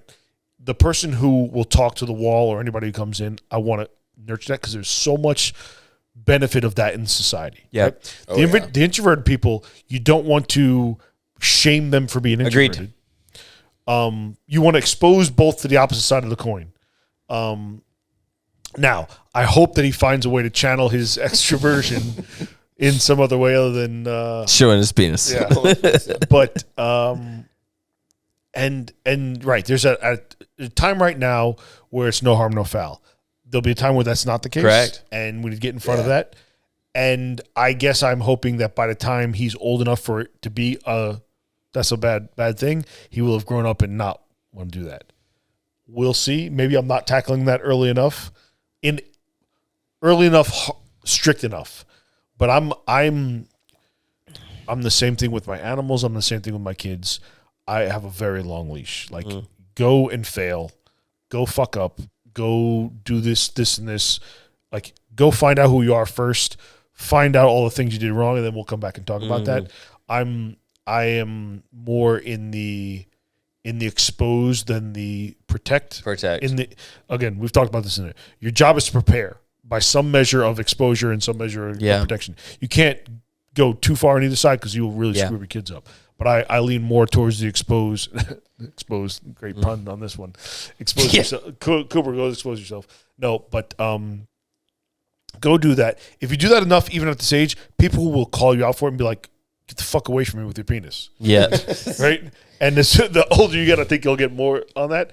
And I'll let the organics social group show him what the norm is instead of me saying this is the norm, stay right in the middle of norm. Yeah. I'm not condoning that kind of stuff, but it's a little early for me to really it's funny you say that, like, or not say that. It's not funny that you say that. I love your language around prepare because I think most parents lean towards protect. Yeah. Or enforce and the conservative arm of that versus the liberal arm of that. Yeah. And I think that's what we were trying to do with Logan too, is just like, hey, let's give you context to what just happened and why this is a bigger deal. And I'll check him out the door. I'm like, hey, you're going to a friend's house. And maybe I'm being too protective at this point. But I'm like, Keep it in your pants. correct. So- So both of my boys are. And I shouldn't have to say this, but keep it in your pants. Both of my boys are on the extreme opposite of that. Yeah. Extreme opposite of that. To the point where they won't shower at somebody else's house for fear that somebody may accidentally walk in the bathroom in there. They won't, like... In the locker room, too. That's hard in the locker room. Yeah. The locker room? We change in the car. Yeah. So that no one is around. My kids don't go down to their underwear in the locker room. Like, they have shorts that have a cup built in. Or something like Yeah, that. the shorts with a cup built in, but they'll wear that on top of shorts. Yeah. Because they don't want to take their shorts off, expose their underwear, and do that. Yep. Now, and that's in a group of dudes when locker room is different. I grew up playing soccer and baseball. Some of my friends grew up wrestling and football, and those guys were naked all the time, and I was never naked. And I was like, even in high school, I was like, get that shit out of here. Like, I don't want to take a shower with you. Yeah. And they were like, what the fuck's the big deal? I'm like, I don't know. I shower by myself. I don't know if it's a bad thing or a good thing, but I shower by myself. So my daughter, not that she's whipping her dick out for people to see, but being a swimmer and wearing nothing to compete, she's very comfortable wearing nothing. So there's a lot of times I'm like, no. Get your ass back up there and put some clothes on. This is in like to go out clothes. Like yeah. She walks around on deck all day. Like I was at a swim meet today. They wear fucking nothing. Yeah. And that's just the one piece. Yeah. That's just the job. Mm-hmm. And so they get very comfortable wearing very little. And so I'm kind of on the opposite of that. With my daughter, like, hold on. And it's not like she's not doing it to be seductive. No, right, exactly. She's comfortable in her own skin. She's not exactly. She's not doing that to pick up boys. She's doing that because that's just how she's been since she's been 8. Yeah, right. Yeah, it's so hard too because that confidence you want them to keep. Absolutely, until, I want to have that confidence, but also want to put some goddamn clothes on. I don't want some dudes that age. Correct. Looking at her confidence. Yeah. Well, and I mean. But you want her to be able to like have a great relationship, like 2 or 20 years down the road or whatever. I use the word prepare, and some of that is in the short term, some of that's in the very long term, and it's hard to juggle both. It really is. It's there's certain things they're simply not ready for, and so you can't go to that level. Yeah, and that I find myself on. Not on the weekly basis, but certainly on a monthly basis, revisiting those kinds of things just in my head. Be like, ready for that yet? We're talking about TV, or whatever, or that conversation. Like, I don't think I would have had that conversation with Quinn about the Aztecs 6 months ago. Interesting. I don't think he would have been. He would have heard me, but he wouldn't have really. He wouldn't have followed me down the path that I was bringing him down. I even said I almost caught myself when I said some horrible things that people still do to other humans. Yeah. And I said it and I was almost like, I can't believe I just said that. Yeah. Am I going to freak him out? Am I going to literally turn him off from listening to me first? And he went with the flow a little bit, but he was kind of taken back a little bit. But that's 6 months ago, not so much. I wouldn't have done it. Well, and the one thing that I've been learning over the last couple of years with my kids, just as they're growing up, is you forget how much of a black and white worldview they have. And then it's kind of our job to be like, nah, black and white's on the margins. We are in a big world of gray. And we've had a lot of discussions, well, just with all this stuff going on, politically and in the world. And, well, why they do that? Because of this. So they're bad. No, not necessarily. Like Egypt, Palestine, they're talking, we've had a lot, Israel and Palestine. We've had a lot of discussions about that, and they're like, "Well, clearly these guys are wrong and these guys are right." Yeah, clearly there's a black and white. I'm like, how far back you want to go? Yeah, I know, right? Yeah, exactly. Like, these are my land. Well, as of when? So who's wrong? It's possible they can both be wrong. That is very possible. And like, well, but they're just protecting themselves. They killed 30,000 civilians. Yeah. So I guess if you want to use the argument, they're protecting themselves from everything. Yeah. Right? It's so true what you're saying, though. It's like... because we watch movies. There's a good guy and a bad guy in the fight. Yes. There's a good guy and a bad guy in the fight, which I guess is kind of a good thing with like the Marvel movies. Yeah. The Marvel has kind of slowly pushed kind of With push Loki, that. Civil War They was a big push, one, yeah. push those boundaries kind of the other direction. Like I thought Loki was a bad guy. So at least kids are getting a little bit of exposure to gray and some of that stuff. Well, and also like exposing your kid to, I need to do a better job at this. Being okay with you having different outlooks and Nope, they have mine. well, not even that, No, just but I like get it. other than Right. other people. You know what I mean? Like, oh, we believe like our family stands for this.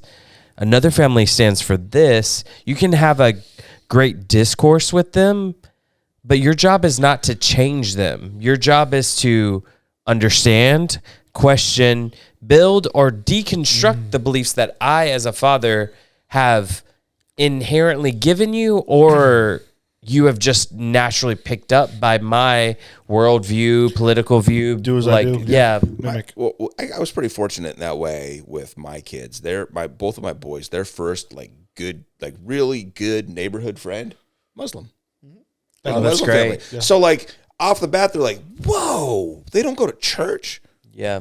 Not our church, their church, and just like having those discussions. So like they got that in pre-kindergarten. Like they got That's that great. way, way, way early on. So like they kind of got that kick in the nuts right at the And then beginning. you move to white bread. And then Yeah, we that's what I moved was to about to fucking say. Wilco But- bubble, man. yeah. However, I mean, we go to a church that does not align with the rest of Wilco. Our bishop is gay. He's married, and he's our bishop. And there's a lot of people that are going to tell my kids are going to burn in hell for that. Sure. So, we are the Muslim family, however you want to look at it, right? Like, So progressive, okay, I'm a white guy. Whoa, okay, I'm not claiming that I'm right, but we're kind of on the other side of the norm. Yeah, I get that. It's just fascinating to hear, I don't know, the dynamics with kids. I don't know, parenting, if people would have explained, You wouldn't have had them. I don't know. I'm like, no, I love my kids. Like, I love Olivia, I love Logan. Like, their joys is, do you know Mike, Bergilo, like the comedian? Birbiglia? Birbiglia, Yes. yeah. Yep. Do you, Not my man, name, but maybe it's the guy that drops the baby dolls and toys out of the ceiling in like his special. didn't know. Man, you would enjoy him. He talks about Spell it? Birbiglia, Birbiglia, I think. Sure. he's on Netflix. Mike Bahuski. But he talks about how like his brother-in-law was like Seen this dude before. he's super funny. Like he talks about how he's just not meant to have kids, but he had kids because he's got like cysts in his kidneys. He has a random sleep disorder. It's like He sleeps in a sleeping bag with gloves on so he can't unzip himself. Because he jumped out of a hotel window. and almost killed himself. Like, Like he's like, I was just not designed to have children. But he did. The spoiler alert. But what I find fascinating is as I get further into this parenting journey, you guys warned me at the beginning. You're like, you think you know, but you don't you don't know the crap that you're gonna have to deal with. Like, nope. I am so prepared in every aspect of my life. When I went into parenting, I purposely went in unprepared. I read a book. I listened to a TED Talk. I just want to say, I'm going to learn this shit with my kid. Mm-hmm. And we did. And it's been trial by fire. Had I been so prepared? Yeah, but what were you going to read? How to whip your penis out? Yeah, Really? No, what were you going to... What? I would have subscribed to Suburban Dads. And Yeah, that's exactly what I did. I'd be like, holy shit. No, but yes, you're never going to be prepared for this job that is parenting. No. Would you go back and do it? If the answer is no, then fuck all the rest. Yeah. Right? But there are so many firsts and so many lasts even as you go through their ages, the firsts are exciting, the lasts are depressing and exciting, right? Yep. The last time I had to do a diaper, fuck yeah, right? The last time I got to get a kiss on the lips and say, love you, daddy, right? Now, those get replaced by different firsts and lasts again. But it is there's not maybe a week, yes, but there's not a month or 3 months to go by that you don't experience another first, another last. That is the fascinating thing that I think I've realized in this last season. Like, we're experiencing something new, like probably, if not weekly, at least every other month. Oh, yeah. Like, as they push that boundary to middle school, like, you can watch them change to the point. My boys got jobs. They ref soccer now. So my youngest is a 5th grader. My wife went to go pick him up from work the other day, and she walked over to the field and she sat down. She's like, he's supposed to be at 8B. Where is he? I don't see him. And my other son is with her, and he's like, Mom, the ref? And she's like, oh my God, that's my son.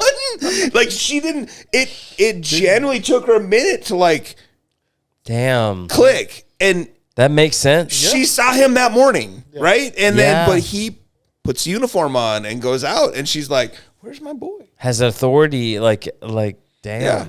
There's so much, It's not stale. Maybe it will be at some point. I don't see that happening anytime soon. I don't see it happening ever. Yeah, and even the easy versus difficult, right? There are certain things about my life are much easier now that you don't have to be hands on them. You don't have to change a diaper. You don't have to feed them a bottle. But navigating them online betting, and having to deal with that in the future, that's something that you never even thought of when you were doing diapers. Oh, I didn't think about it until tonight. So it is. There's nothing any easier or harder at any step of the process. You're just at different levels, and they're all challenging. They're all you can be lazier now than you were earlier, but I think it has more of an impact if you are lazier. You're different. You're right.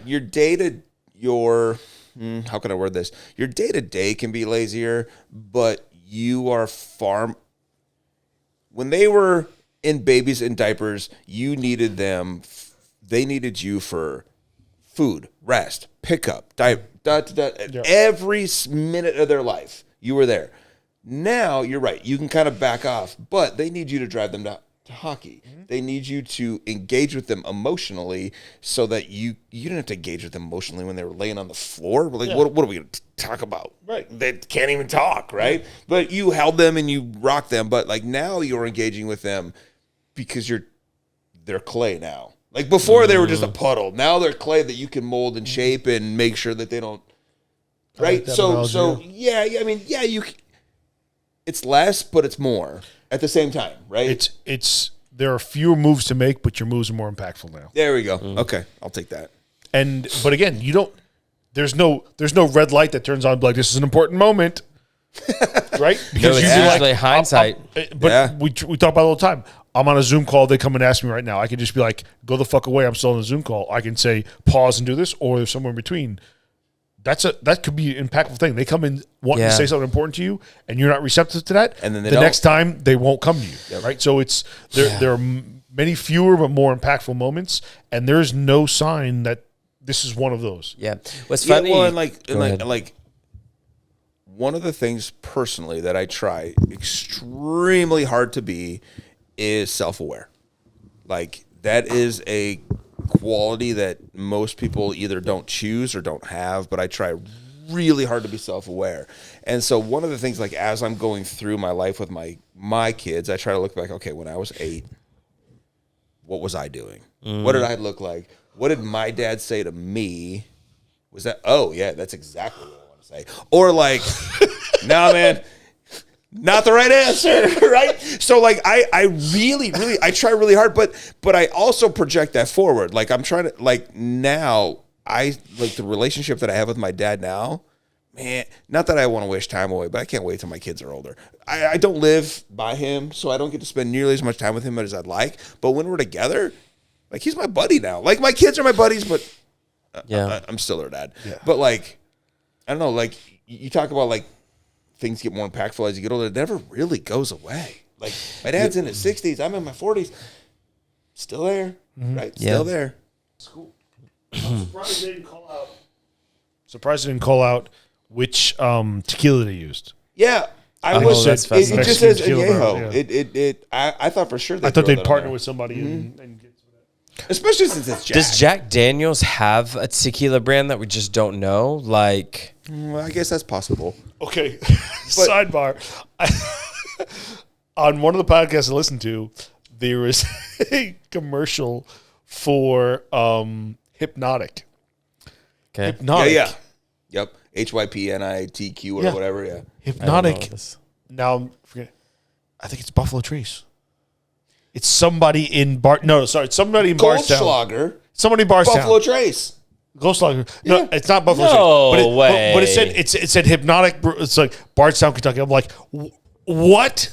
Like that is such the not conservative bourbon drinker. Right? That's drinking Hypnotic right now. We've talked about this. But that's awesome. My wife has encouraged me to say this on the podcast. Did you know that Michael Bublé has a whiskey? It's called Forester and Thompson. We need to review it on the podcast. It's a by Forester? Like Old Forester? Oh, no, I don't think so. I don't know. Yeah. He's like, he did a Michael TikTok Bubbles. today, which was like, if anybody would have told me that this would have been so damn expensive and I couldn't get this off my shelf because it's like distribution. So, Michael, if you want to join the podcast, come to Franklin, Tennessee. We'll talk about being a dad. Sing with me. I'll sit like this. You know, we won't touch knees. Don't worry. But it's funny the people who are getting in the whiskey tequila game. So it reminds me, and we might have talked about this before. It reminds me of about like 10 years ago with the beer game. I have said this before. I'll say it again. I'm a giant beer nerd. Still am. Still love to collect good beers. And I remember the moment it happened when the craft beer jumped the shark. I was at a brew festival and they had a dill pickle IPA. And I was like, fuck you. You are just, what's next? Dog shit? Like, come on. You have gone too far. That's and I think funny. the bourbons that's the new bourbon. I'm just waiting for a dill pickle bourbon. You know, like, It was get peanut butter and chocolate. Yeah, right? true. Yeah. It was Caramel, aged salted with dog caramel. shit with specialty dogs though. Have you tasted this yet? I forgot to cheers it. I have, and I'm gonna get another bottle. Really? Mm-hmm.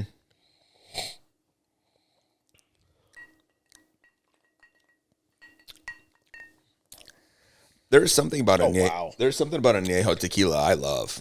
I agree with you. That might as well be tequila. Yep. It does not taste like Jack. It tastes like añejo. Yeah, I agree with you. I don't taste Jack on this. Nope.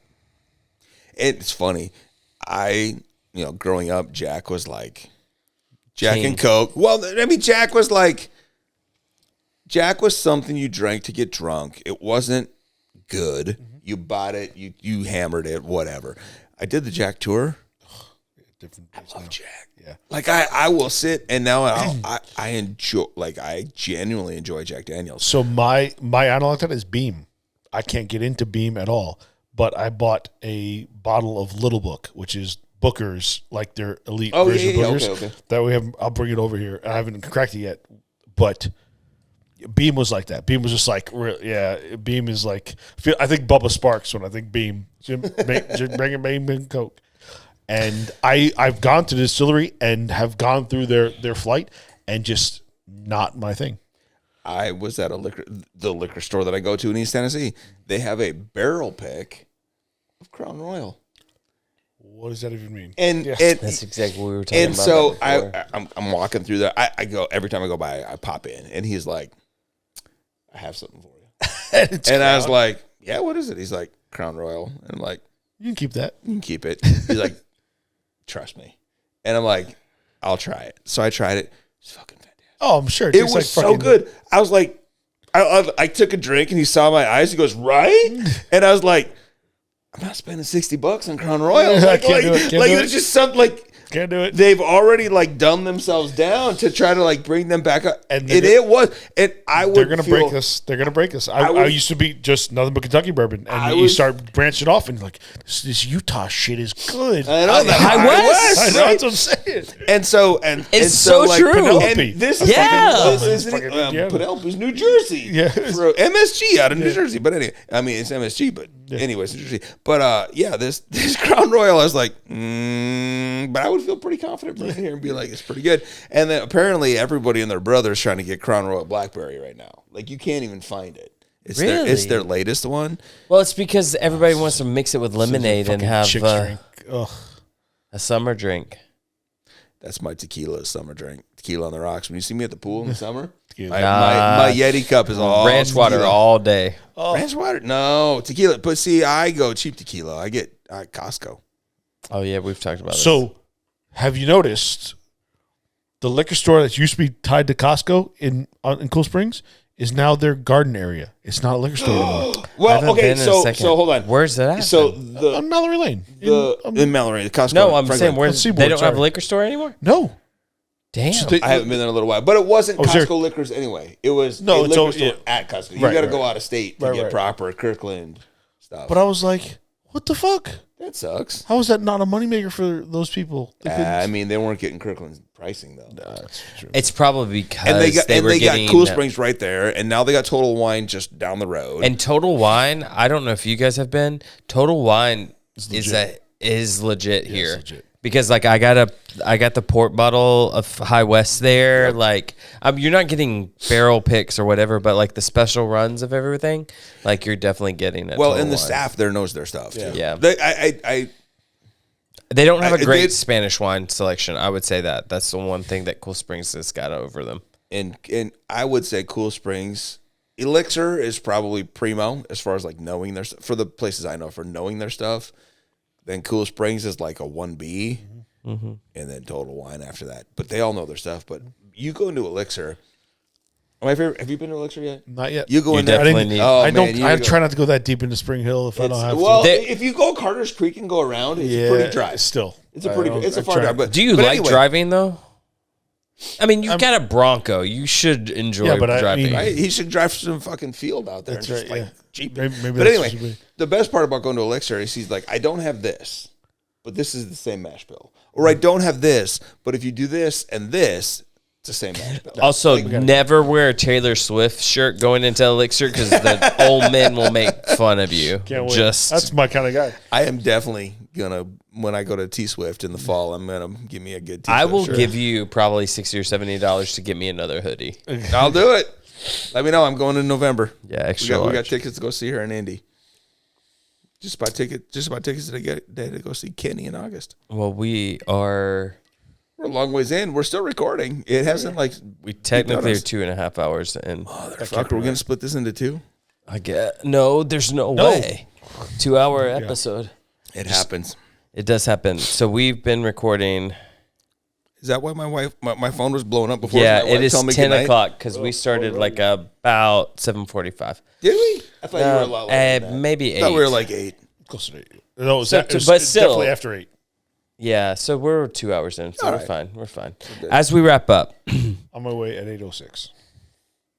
what did you just say? I was on my way at 8:06. I texted Okay, you, I on my just way. heard something completely different, and that's 4 drinks in. Yeah. That's Has something just to do with porn. it was something about sex. I don't know where Smash the like button. That's- Follow us. All the things. For whatever fucking reason, we can't get on Apple. So Spotify. Is there something wrong Spotify. with it, or? Just waiting for approval. Yeah. But is there any red flags? Like, we didn't approve you because you guys are pieces of shit. Or? No, It's it's just possible. it's the explicit side of things just takes a little bit more on Apple. It's been a month. We have We to did build talk up. about We got to it. build up a We did reputation talk about first. more Yeah. today, so Yeah, could it's we're a little bit too edgy on that, so maybe we should just talk about the weather, whiskey, Negative. and movies and movies. TV shows. Yeah, TV shows. We're, could. we're We edgy could, by we talking could, about real stuff. Yeah. Join us on the next Suburban Dads. Peace. Cheers. We still have a cup to